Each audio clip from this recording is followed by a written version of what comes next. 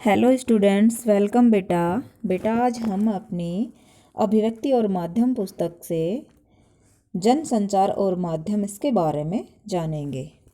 जनसंचार माध्यम यानी कम्युनिकेशन, जो संचार होता है वो किस तरह से होता है, किन किन माध्यमों से होता है, इन सब के बारे में आज हम यहाँ जानेंगे। संचार जो है क्या है, पहले जनसंचार से पहले हम संचार के बारे में जान लेते हैं कि संचार क्या होता है। यानी संचार जो है एक व्यक्ति के द्वारा दूसरे व्यक्ति तक अपनी सूचनाओं का आदान प्रदान करना होता है। सूचनाएं होती हैं, उनको एक व्यक्ति से दूसरे व्यक्ति तक पहुंचाने को ही हम क्या कहते हैं, संचार कहते हैं।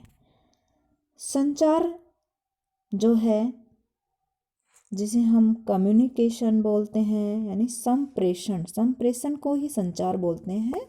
ये अलग अलग नहीं है, संप्रेषण ही संचार है, संचार को ही संप्रेषण कहते हैं। संप्रेषण यानी संचार जो है वो चर धातु से इसकी उत्पत्ति हुई है। जो संचार है इसकी उत्पत्ति चर धातु से हुई है, जिसका अर्थ है चलना। तो किसका चलना? संदेशों का चलना। संदेशों का चलना ये क्या है? संचार। जो संदेश हैं वो किस तरह से चलते हैं, एक व्यक्ति से दूसरे व्यक्ति के पास किस तरह से पहुंचते हैं, ये सब क्या कहलाते हैं? संचार और उसके माध्यम। संचार जो है ये आंग्ल भाषा, संचार जो है ये आंग्ल भाषा जो है, आंग्ल यानी अंग्रेजी भाषा के मीडिया से आया है। मीडिया का ही क्या है, एक रूप है। जो मीडिया जो है ये भी लैटिन भाषा का शब्द है। मीडिया लैटिन भाषा का शब्द है और जिसका अर्थ है बिटवीन, यानी मध्य में। बिटवीन, मध्य में, माध्यम अर्थात वह माध्यम जिसके द्वारा हम अपने विचारों, सूचनाओं का आदान प्रदान करते हैं, क्या कहलाते हैं? संचार के माध्यम। संचार जो है इसकी कहानी मानव समाज के अस्तित्व जितनी ही पुरानी, यानी जब से मनुष्य ने इस धरती पे जन्म लिया है, रहने सहने का तरीका सीखा है, तब से ही संचार का माध्यम जो है, संचार जो है ये शुरू हो गया था। मनुष्य एक सामाजिक प्राणी है, यानी मनुष्य समाज में रहने वाला प्राणी है और वह अपने विचारों एवं भावों की अभिव्यक्ति करना चाहता है। बगैर अभिव्यक्ति के कुछ भी नहीं हो सकता। अगर एक समाज है और उसमें कोई भी एक दूसरे से नहीं बोल रहे हैं, तो क्या वो सोच के देखो बेटा, क्या वो समाज होगा? क्या वो एक जीवंत समाज कहलाएगा? नहीं ना। यानी समाज जो है विचारों के आदान प्रदान से ही शुरू होता है। जो भी प्रक्रिया शुरू होती है विचारों के आदान प्रदान से ही शुरू होती है। हम जो संचार करते हैं इन्हीं से समाज जो है, से सृष्टि जो है चलायमान है। विभिन्न भावों एवं सूचनाओं के आदान प्रदान क्रिया करने की जो प्रक्रिया है उसका नाम ही क्या है?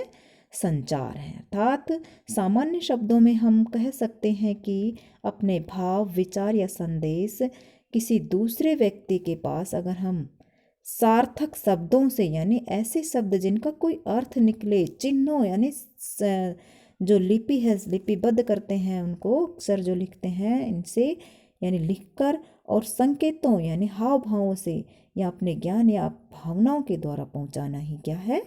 संचार है। यानी दूसरों को हम अपनी बात किस तरह से अच्छी तरह से समझा पाते हैं, वही क्या है? संचार है।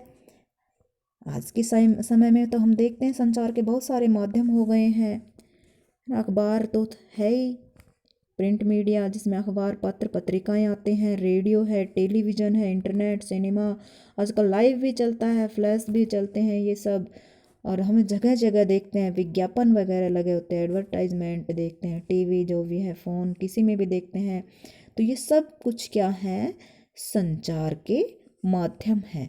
यानी अपने बारे में अपने विचार या अपने तथ्यों, अपनी सूचनाओं को फैलाने के लिए लोग अलग अलग माध्यमों का प्रयोग करते हैं, सूचनाओं को दूसरों तक पहुंचाने का काम करते हैं। संचार के माध्यम जो हैं, संचार के जो तत्व हैं उनके बारे में जान लेते हैं। संचार के मुख्य तत्व है मैसेज है, फिर प्रेषक आता है। संचार के तत्वों में मैसेज है, फिर आता है प्रेषक यानी जो सेंडर है। माध्यम आते हैं, किस माध्यम से हम संदेश देना चाह रहे हैं, और फिर प्राप्तकर्ता होता है यानी जिसने भी संदेश प्राप्त किया है, रिसीवर। फिर आता है प्रतिपुष्टि यानी फीडबैक। ये मुख्य रूप से क्या है, संचार के तत्व होते हैं। तो संचार के तत्व जो हैं, पहला है स्रोत या संचारक, यानी जो संचार की प्रक्रिया जो है शुरू में इसी से शुरुआत होती है। संचार की प्रक्रिया की जो भी संदेश होता है, मैसेज होता है, जब स्रोत या संचारक एक उद्देश्य के साथ अपने किसी विचार, संदेश या भावनाओं को किसी दूसरे तक पहुंचाते हैं तो संचार की प्रक्रिया शुरू होती है।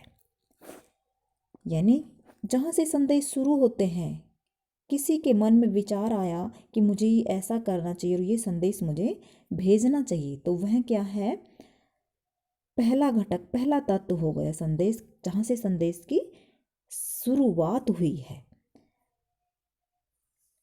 यानी संचार का पहला तत्व क्या हो गया, संदेश, मैसेज। दूसरा है संदेश का कूटीकरण, एनकोडिंग, यानी संचार की प्रक्रिया का दूसरा चरण है यह भाषा का एक प्रकार का कूट चिन्ह या कोड है। यानी जिस वे में वो जिस रास्ते से अपना संदेश देना चाह रहा है, जिस भाषा से अपना संदेश देना चाह रहा है, जिस माध्यम से अपना संदेश देना चाह रहा है, क्या है, उसका कूटीकरण है संदेश का, कि वो किस माध्यम से दे रहा है। संदेश प्राप्त करने वाले के लिए यह आवश्यक है कि वह संदेश में प्रयुक्त कोड से परिचित हो। यानी संदेश भेजने वाला, जिसको संदेश भेज रहा है, उसको इस बात का अनुमान होना चाहिए, ज्ञान होना चाहिए, इस बात की नॉलेज उसे होनी चाहिए कि संदेश जो है जिस भाषा में या जिस माध्यम से भेजा है वो उसे समझ में आए, जो संदेश को प्राप्त कर रहा है उसके समझ में अच्छे से आए। तीसरा है संदेश, यानी जो संदेश दिया जा रहा है, जो सूचना प्रदान की जा रही है, उसकी मूल विषय वस्तु क्या है और वो मूल विषय वस्तु किस वे में उसे पहुंचाई गई है। यानी संदेश की जो मूल विषय वस्तु है वो सरल, स्पष्ट एवं शुद्ध होनी चाहिए, यानी प्राप्तकर्ता उसे आसानी से समझ सके। अगला है माध्यम या चैनल, किसके द्वारा संदेश जो है, प्रेषक जो है वो अपना संदेश किस माध्यम से, किसके जरिए पहुंचा रहा है, वह क्या है, माध्यम। जैसे टेलीफोन, समाचार पत्र, टेलीविज़न, रेडियो, इंटरनेट, फ़ोन। आजकल तो फ़ोन सबसे ज़्यादा फेमस है। इंटरनेट जो में सभी सूचनाओं का आदान प्रदान, हर तरह की सूचनाएं जो है वो इंटरनेट के माध्यम से हो रही है। अगला आता है प्राप्तकर्ता द्वारा कूटवाचन, यानी जो रिसीवर है उसने वो संदेश प्राप्त किया तो उसे वो समझ पाया या नहीं, यानी उसकी भाषा उसको, उसके रास्ते को, जिस रास्ते से उसने भेजा है, जिस वे में उसने भेजा है वो संदेश, चाहे ग्राफ में हो, चाहे चित्रों में, कैसे भी हो, या फिर किसी भाषा में लिख के, कोई भी जिस माध्यम से वो संदेश जो भेजा गया है, रिसीवर को वो संदेश समझ में आया।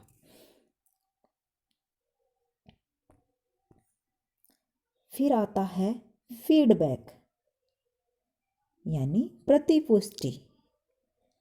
संदेश प्राप्त होने पर प्राप्तकर्ता अपनी प्रतिक्रिया व्यक्त करता है। इसी से पता चलता है कि संचार प्रक्रिया में कोई बाधा तो नहीं आ रही। साथ ही यह भी पता चलता है कि संचारक ने जिस अर्थ के साथ वह संदेश भेजा था वह उसी अर्थ में प्राप्तकर्ता को मिला है या नहीं। ये फीडबैक प्राप्त करना जरूरी होता है सेंडर के लिए। वो लास्ट में अपने उस मैसेज का, अपने संदेश का जो संचार उसने किया है उसके बारे में वह फीडबैक भी लेता है कि कितना प्रभावशाली ये संचार जो है, हमारा संदेश का संचार कितना प्रभाव छोड़ा है इसने।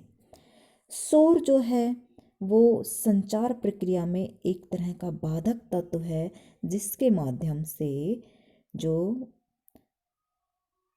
मानसिकी, तकनीकी, भौतिकी भी हो सकता है यह शोर, और इसके कारण कई बार संदेश जो है अपने मूल रूप में जिस तरह से वो भेजा गया उसी रूप में प्राप्तकर्ता तक नहीं पहुंच पाता, यानी गलत संदेश पहुंच जाता है या तो, या फिर वो पूरी तरह से वो संदेश पहुंच ही नहीं पाता। संचार के प्रकार। संचार जो है एक जटिल प्रक्रिया है और इसके माध्यम से हम अपने अभिव्यक्तियों, अपनी इच्छाओं, अपनी सूचनाओं का आदान प्रदान भी करते हैं। हमने तत्वों में जाना था कि जो सेंडर है, मेन रूप से जो भेजने वाला है संदेश, वही कम्युनिकेट की क्या करता है, शुरुआत करता है। संचार के प्रकार जो हैं, संचार एक जटिल प्रक्रिया है, इसके कई रूप हैं और ये सारे रूप एक दूसरे से काफ़ी घुले मिले हैं। इसके विभिन्न रूपों को हम समझ सकते हैं, जैसे पहला है सांकेतिक संचार, यानी संकेतों के माध्यम से संचार देना।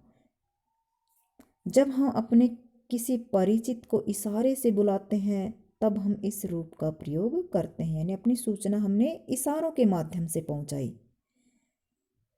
कोई आंखों के माध्यम से, कोई हाथों के माध्यम से, गर्दन के, शरीर के हाव भाव के माध्यम से संकेत करते हैं, तो वो बगैर बोले वो संकेतों के माध्यम से सूचनाएं प्रदान करना होता है। जैसे हम दूर खड़े हैं, किसी को बुला रहे हैं तो हम हाथ से इशारा करके बुला रहे हैं, तो वो जो संचार हुआ हमारा वो सांकेतिक संचार हुआ।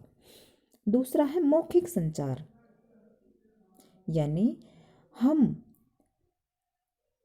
मौखिक बोलकर अपने हाव भावों को बोलकर प्रकट करते हैं, विचारों को बोलकर प्रकट करते हैं, मौखिक रूप से अपना संदेश बोलकर दूसरे तक पहुंचाते हैं। तीसरा आता है हमारा अंतःव्यक्तिक संचार, इंट्रापर्सनल।